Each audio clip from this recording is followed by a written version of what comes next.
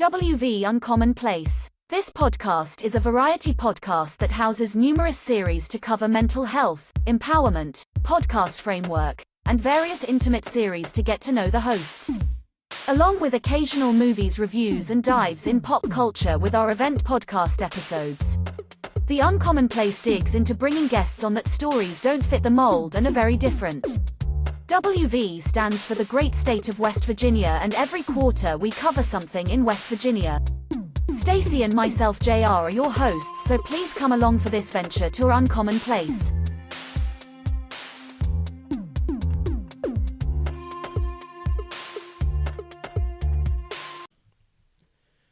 Welcome to West Virginia Uncommon Place.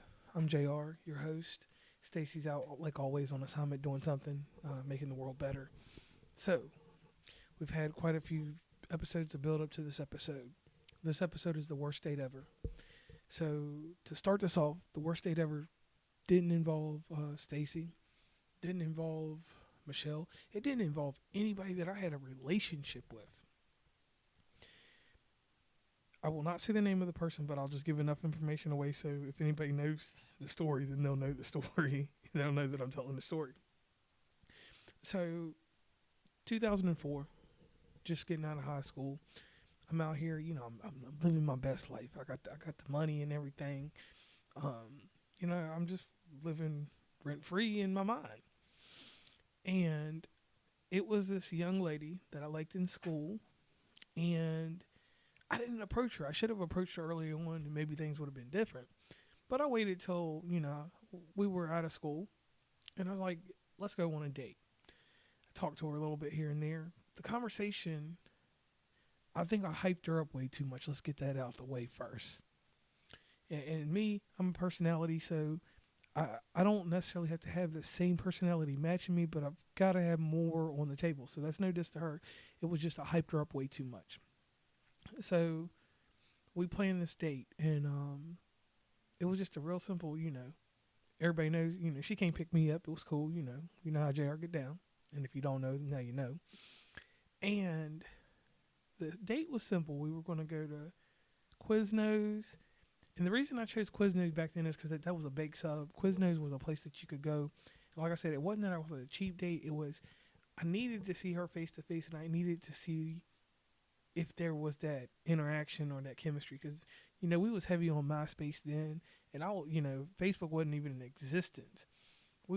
So my top 5, she had already made the top 5, so she knew I was feeling her, hands down.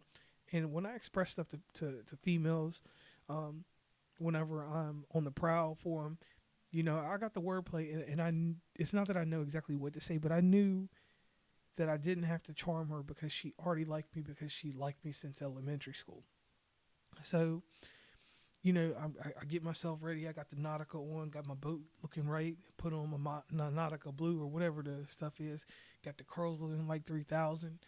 And I didn't even have the beard then. I was rocking the Jules Santana, the 50 Cent chin strap. I had the chin strap on point. I went through, and I grew facial hair like a wolf. So I shaved everything down, and I got everything together. And I was looking sharp.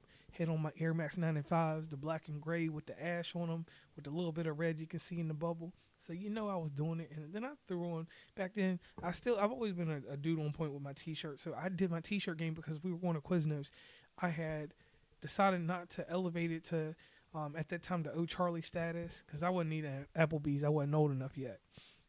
So it wasn't going to be an O'Charlie thing, because I was like, man, when you start doing O'Charlie's, it puts all these extra connotations. But going to Quiznos, that's kind of like almost like some friendship type stuff. So she comes and picks me up. So that was the first flaw there. I should have picked her up. So that's strike number 1. Number 2, I get in the car, and we didn't say nothing. She's like, we still going to Quiznos. That's all we said till we got to Quiznos, and it was at least an 8 to 10 minute drive. So I'm like, what's going on here? So, we get inside the restaurant, and or inside Quiznos. We order our subs, and I know my stuff to a T. So, I got the freaking pastrami with the extra cheese, all toasted, extra. But I got the 6-inch because I didn't want to look like I was my normal self, because everybody knows I'm a bottomless tank. I can crush food, and it just burst in my stomach like landmines. So I get that I'm conservative, and everybody that knows me knows that I drink soda. So if I paid $2 for a soda, I'm gonna get me a 2 liters worth of soda out of that thing. So we're sitting there and we're going back and forth talking and stuff, and I realized that she avoided eye contact with me. And at that time, we had camera phones. I had the Nokia 3650. That was the round body with the face plates that you could change. So I had the red one because it matched my stuff I was coordinating. So back then we had this kind of etiquette. Like, I didn't go to my phone for anything because I had no reason to go to my phone. My phone was only for calling and texting. There were no instant messaging or nothing like that on my phone. So my phone wasn't a distraction. And in this instance, like, she went to her phone one time. So she went to her phone, and I was like, whoa. I thought in my head, so I was like, let me go to the bathroom and check up on things with me. So I'm in there, I hit myself with a little bit of water. Probably shouldn't have done that because, the Lynchburg City water is good sometimes and sometimes it's not. No shout out to them on that. But I'm in the bathroom, so I cleared my face up. And then I realized that she just did an exit strategy. She hit something up on her phone real fast. So that our other friend that hooked us up, because it was a mutual friend that's probably was one of my good friends in elementary middle schools that hooked us up. It was a bailout. So I'm thinking that. So when I come back out, we eat, we conversate, blah blah blah. We talk about stuff, talk about ambitions and blah blah blah. And the conversation goes sour. And this is how this became the worst date ever. The conversation goes sour because while I'm listening to the goals and stuff, I'm realizing I'm like, shit. Everything she's saying is against what I do. It ain't aligning with nothing that's going to happen in my future. It's not going to even... This just turned into an odd date. I didn't know that it was going to end up being the worst date of my life. So we finished eating, and normally I would go into my template and pull out something like the movies, the skate. Even though we was 18, I still would have pulled out the skate ring just because it's fun, and I'm a fun type of person. So I was trying to move in a certain way that would be fun. Oh no, I pull out something. I'm like, yo, I knew her sister, so I was like, what's your sister up to? So we went over to her sister's house. And it wasn't even her sister's house. It was like a mutual friend of the friend, and the sister and everybody was just chilling. So I'm over here and I'm quiet. I'm just listening to what's going on, blah, blah, blah. They're giggling and having a good time. And I realized, I said, damn, JR, you messed up. You eliminated all the factors that make you who you are by going over here, because you don't know none of these people. So you're not going to be claiming, but you're going to do one of your icebreakers and get in a conversation, and your conversation is going to move the wrong way. So overthinking it, I didn't do my icebreaker. I went to the bag again and pulled something out that was not my normal stick. So I started talking about movies and stuff. And movies weren't my thing then. I was into cartoons, wrestling. I watched movies, but I didn't have no catalog like I could say that I'm a Criterion film guy now. Nah, I didn't have none of that. So if you ask me about Snatcher, you ask me about like something like this cult classic like Blade Runner. If you asked me about Rocky Horror Theater back then, I couldn't tell you shit. So I'm going into their conversation, and they're a little bit more advanced to me with this because this is what they do. And it was getting to a certain time, so I looked at the clock and I was like, it was like 10:30, and I really didn't have to go home, but I bailed out on that joint. I was like, yo, can we? I was like, I gotta slide back to the house. I said I gotta do something. And anyway, she drops me off, and instead of like my normal, like, it wasn't like I was inviting her in for the nasty or nothing like that. Normally I just invite in, like, come in, talk, chill, whatever. I didn't even do that. Like, I was like, whoa, all this hype in all these years, and this person is not what I expected. Which they probably could have said the same about me, because I had this little facade like I was this and that. So it just stopped right there. So she said I had a good time, blah, blah, blah, blah, blah. I was like, okay, whatever. I didn't say whatever because, I ain't rude like that. But I felt from my heart, whatever. Because, I'm light-skinned and stuff, too. And I just was like, nah, this ain't me. And this is before Drake stuff. This was just, on some R&B type shit. So it was cool. I didn't call her back. She didn't call me back. So I knew that I had dropped the ball there. Well, in hindsight, looking at my illustrious career in dating, I realized that this date became the worst date ever because even when I was 16, 14, and my mom drove me, and I still was when I was going on dates then, I had a pizzazz to me. I had charisma. I had the enigma that I am, and I was able to convey that on for a great evening. And then we're not talking about pressuring people into anything like that, because this is not no Harvey Weinstein stuff, people. Not saying it like that. I'm just saying, like, having a good time, people enjoying each other. It was a different time, so the way that we vibrated then or had vibes was different than what goes on now.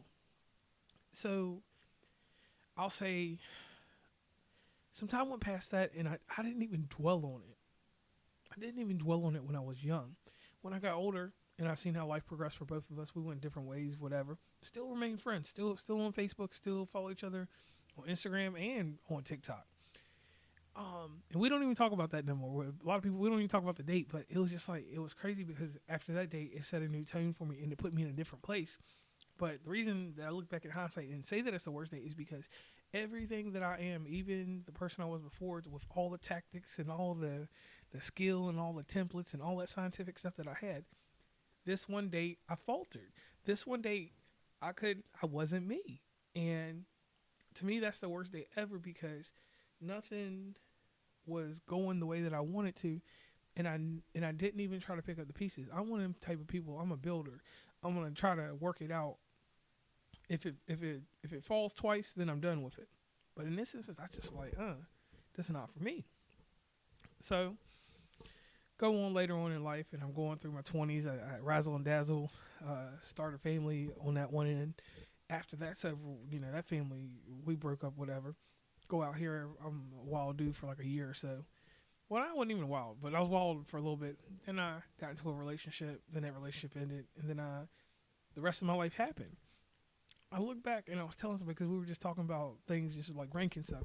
I was like, so-and-so, this date we went on, it was so bad that I always remember it, and I said, and I never act like that ever again in my life.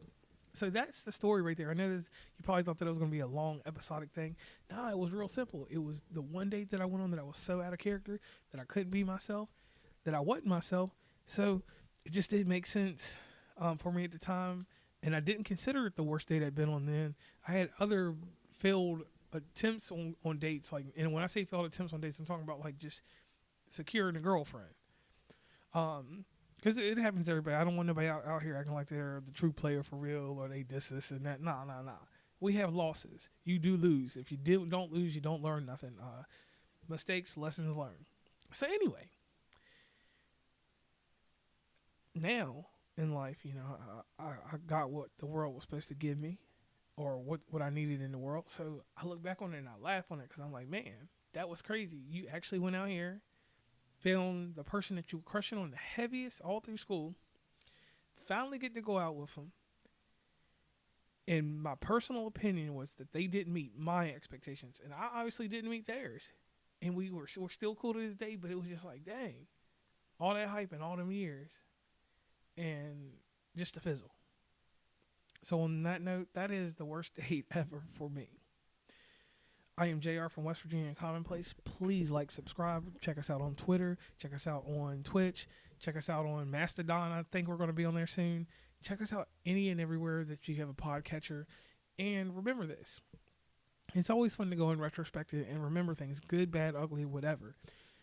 The choices you have to make with that is that when you go back in that time capsule and you reminisce, that you don't take it to the point where you're triggering other people with it. It's not my responsibility to, protect someone from being triggered, but you do have a respect for someone if they're involved in your story to keep them anonymous and keep them in a good spirit because they didn't ask you to tell that story again. And on that note, I'm done. Please follow WV Uncommonplace on Instagram, Tumblr, Twitter, TikTok where we have some great content, Facebook, LinkedIn. Hit up the merch store at oncommonplace.square.site.